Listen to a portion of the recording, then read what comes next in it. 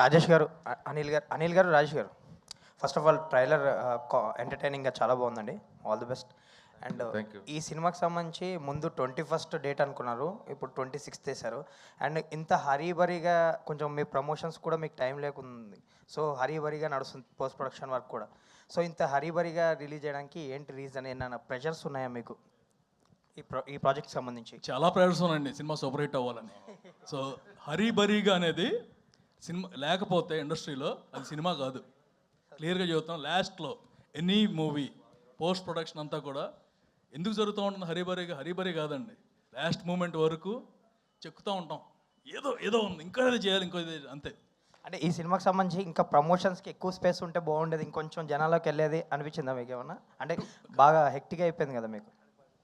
Always there అండి, depends on the date. ఇప్పుడు శివరాత్రి రావాలంటే ఇంకో సంవత్సరం ఆగాలండి.